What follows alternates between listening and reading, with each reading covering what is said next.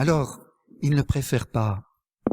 Mais là, vous allez me faire analyser le texte, je ne vais pas l'ouvrir, je suis parti pour 2 heures. Il ne préfère pas. Regardez, et je vais essayer de dire en 2 mots. Quel est le drame de Caïn et Abel? C'est qu'ils sont conçus dans le non-amour.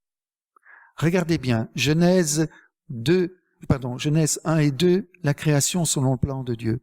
Genèse 3, le péché. Eh bien, à partir de Genèse 3 jusqu'à Genèse 11, les conséquences du péché. Regardez Adam et Ève, avant le péché, Ish Isha, l'os de mes os, la chair de ma chair, qu'elle est belle ma conjointe, que je t'aime ma petite Isha. Très bien, ça n'a pas duré. Après le péché des origines, quand Dieu vient le soir à la brise du soir rencontrer Adam et Ève, je me suis caché, j'ai entendu tu pas, je me suis caché. Tu aurais donc mangé de l'arbre? C'est pas moi, c'est elle que tu as mis à côté de moi. Ah, vous voyez que ce n'est plus Ish et Isha. Le récit nous dit, attention, si vous ne reconnaissez pas Dieu comme source de tout amour, si vous vous coupez de la source du Père de tout amour, de la source de tout amour, vous serez incapable de vous aimer les uns les autres. Et ça commence au cœur même de ce qui est le modèle de toute relation d'amour, l'homme et la femme. L'homme accuse sa femme et accuse Dieu. C'est cette femme que tu as mis à côté de moi. C'est ta faute. Et puis Ève va accuser le serpent, accuser les contextes. Voyez, rupture d'amour. Et vous tournez la page et vous arrivez à Genèse 4. Alors je cite de mémoire, allez voir. Je vais pas le citer de mémoire, mais le texte français est trop doux. L'homme connut Ève sa femme et elle conçut et enfanta Caïn. Alors l'homme, il faut voir en hébreu, ce n'est plus Ish, le nom propre. C'est de nouveau l'homme impersonnel, Adama, l'humain, connu. Mais attention, le verbe connaître, il est particulièrement violent. C'est celui que l'on retrouve dans Sodome et Gomorrhe. Aïe. Quand les habitants de Sodome demandent aux frères d'Abraham, Lot, de faire sortir les compagnons qui sont avec lui pour abuser d'eux, un abus violent, une violence homosexuelle. Donc vous voyez, les termes sont durs. L'homme connut sa femme. En français, on dit sa femme, pas en hébreu. C'est son bien. Il a abusé d'elle. C'est tout. Attention, nous ne sommes pas dans un récit historique. Nous sommes occupés à dire, mais il est beaucoup plus qu'historique. Il décrit ce qui se passe dans une humanité qui n'est plus capable d'aimer. Ce n'est plus l'amour, on cherche le bien de l'autre, c'est un amour, on cherche son bien, on convoite l'autre comme si c'était un objet. Adam a violé sa femme, elle conçut et enfanta Caïn. L'acquis, ça veut dire Caïn. Depuis quand est-ce qu'un enfant est un bien acquis? Voilà une femme qui est abusée par son mari et qui va jeter son dévolu affectif sur cet enfant. Il est à moi. Confirmation de ce que je vous dis. Et elle dit, j'ai acquis un homme de par Dieu, et le mot homme ici, c'est l'homme adulte en âge de relation sexuelle. Attention, le discours est très dur. En clair, il nous dit, si vous n'enfantez pas dans l'amour, vous allez enfanter des psychotiques. Caïn et Abel sont les premiers psychotiques de l'histoire. Abel, son nom signifie buée, vanité, evel, dans le Qoéleth. Abel est mis en scène comme contrepoint de Caïn. Il n'a d'autre rôle que pour mettre en contrepoint de Caïn. Et Caïn, c'est moi et peut-être vous. Attention, hein. C'est nous qui sommes incapables d'aimer vraiment. Et c'est nous qui sommes en quête d'une vraie paternité divine que nous avons perdue par le péché. Et Caïn va maintenant, c'est pas Dieu qui demande un sacrifice, hein. Dieu n'a rien dit. C'est Caïn qui va essayer, parce qu'il ne sait pas ce que c'est l'amour, il va essayer de manipuler Dieu. Je t'offre un sacrifice et tu me donnes le droit d'aînesse. Ok, signe là. Alors mon Dieu, qu'est-ce que vous voulez qu'il fasse? Et Abel fait la même chose. Je vous dis bien, Abel est le contrepoint de Caïn. Hein? Et Dieu, qu'est-ce que vous voulez qu'il fasse? Si Dieu consent à accueillir le sacrifice de Caïn, il lui rend un terriblement mauvais service. Caïn va se dire, chouette, ça marche. Suffit de lui donner des sacrifices et on a sa protection. Donnant, donnant, on mérite les faveurs de Dieu. C'est plus de l'amour, c'est du marchandage. C'est pas ça la paternité divine. C'est gratuit. Mais vous sentez qu'on touche une blessure dans notre cœur. Nous sommes tous pharisiens. Nous voudrions mériter de Dieu. Donc Dieu ne peut pas répondre à Caïn. Alors qu'est-ce qu'il fait? Il tourne. Il n'a pas dit qu'il a refusé ou préféré. Non. En hébreu, c'est « il regarde vers Abel ». Il invite Caïn à dire « Caïn, regarde à côté de toi. Il y a quelqu'un là que tu ignores totalement, ton frère. Au lieu de m'offrir des sacrifices à moi, vis une relation vraie avec lui.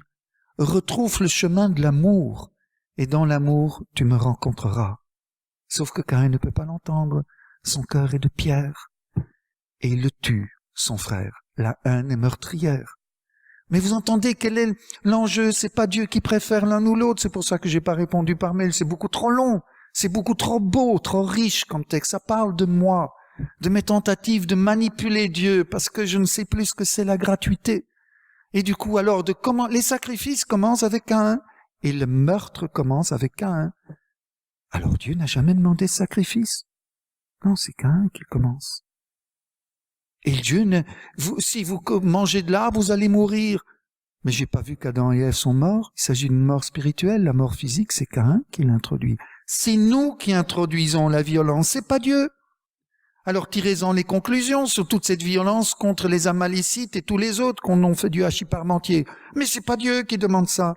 Dieu nous dit au livre de la Genèse, vous êtes tous frères. Arrêtez. Vous êtes tous frères. Retrouvez ma paternité et arrêtez de vous entretuer. Mais on ne lit pas la Bible, ou alors on lit des petits extraits sans voir l'ensemble, et on dit des contrepoints.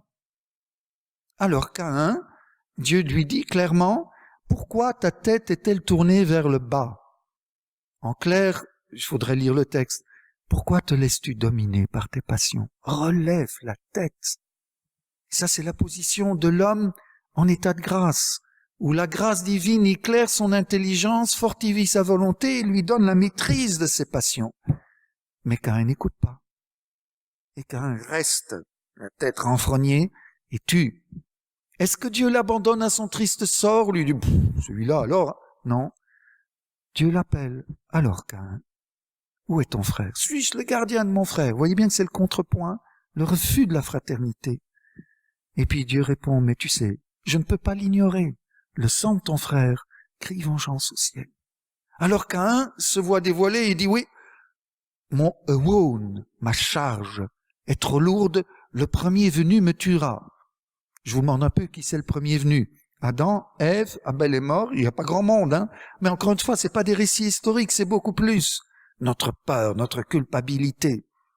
Et tout le monde est contre moi, Dieu le premier. Et Dieu dit non, Caïn. Alors il emploie une expression sémite. Si quelqu'un t'en veut, il aura affaire à moi, concrètement, il vengera. Cette fois, ça veut dire ça. Je me fais ton protecteur. Et je te marque du signe de l'élection. Ça, c'est le comble. Caïn tue son frère pour être l'élu. Et Dieu lui dit, mais mon enfant, tu l'es de toujours à toujours. Et tu pourrais tuer tous tes frères, tu restes mon enfant. Voyez comment la miséricorde prévenante, nous ne pouvons pas sortir de l'amour paternel de Dieu du côté de Dieu. Nous en sortons par notre haine, mais pas du côté de Dieu. Le fils prodigue, le père, quand le fils prodigue, je suis plus digne d'être appelé ton fils, le père lui coupe la parole. Ça te regarde pas, ça. De mon côté, tu restes mon enfant. Toi, tu t'es éloigné de moi. Et le récit le dit, Caïn s'éloigna de la face de Dieu. Mais c'est pas Dieu qui l'a chassé. C'est lui qui s'éloigne. Ah, c'est beaucoup plus complexe qu'une simple histoire de jalousie et de priorité dans les choses. C'est Dieu qui essaie de nous faire voir, attention, vos violences sont souvent dues à des jalousies, à des envies et tout cela, à des rivalités fraternelles, parce que vous ne voyez plus que Dieu est votre Père et que tout est gratuit. Vous voulez mériter les faveurs de Dieu et les autres, alors que c'est gratuit. Acheter l'amour, c'est de la prostitution. C'est ce que dit Jésus, les prostituées vous précèdent dans le royaume. Elles ne font qu'acheter l'amour des hommes et vous voulez acheter l'amour de Dieu. Et ça commence déjà avec Caïn. Bon, c'est trop rapide, il faudrait plus de temps sur Caïn et Abel et une étude mot par mot, mais c'est uniquement pour que vous ressentiez que ces récits du livre de la Genèse sont des perles rares. Je vous dis, j'avais un cours à la Cato sur les 11 premiers chapitres du livre de la Genèse. Je ne suis jamais arrivé au bout parce qu'il y a beaucoup trop à dire. Chaque verset est à prendre en compte. Et l'agencement des chapitres les uns sur les autres. Voulez-vous une confirmation de ce que je vous ai dit? Parce que vous avez dit, qu'est-ce qu'il invente là? Chapitre 4, l'homme connut Ève et sa femme, elle conçut enfanta Caïn. Paf. Chapitre 5. Voici le livre de la descendance d'Adam. Le jour où Dieu créa Adam, il le fit à la ressemblance de Dieu. Hommes et femmes, il les créa, il les bénit et leur donna le nom d'homme le jour où ils furent créés. Je suis au chapitre 5, ça reprend le chapitre 2. Quand Adam eut 130 ans, il engendra un fils à sa ressemblance, comme à son image, et il lui donna le nom de Caïn, logiquement. Seth.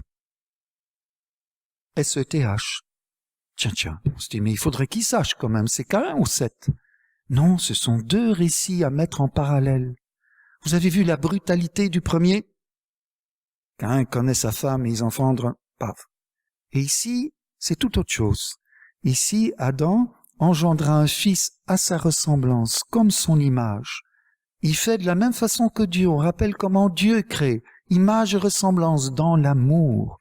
Ici, Adam engendre dans l'amour et il se nomme Seth. Et dans les généalogies, on ne parle plus de Caïn et Abel, on parle de Seth. Vous voyez bien qu'il faut comprendre les deux chapitres en opposition. Et c'est clair qu'on dit, oh là là, qu'est-ce qui se passe là? Vite, prenons le chapitre 5, parce que le chapitre 4, ça se passe pas bien, là. Mais non, ça se passe pas bien. C'est un enfantement qui n'est pas dans l'amour. Et comme je vous dis, la Bible dit, attention, si c'est dans la violence et le non-amour, vous créez des psychotiques qui vont toujours se battre avec des sentiments, des passions de l'âme, parce qu'ils ne sont pas dans l'épanouissement de l'amour. Ils ne se sentent pas accueillis dans l'amour.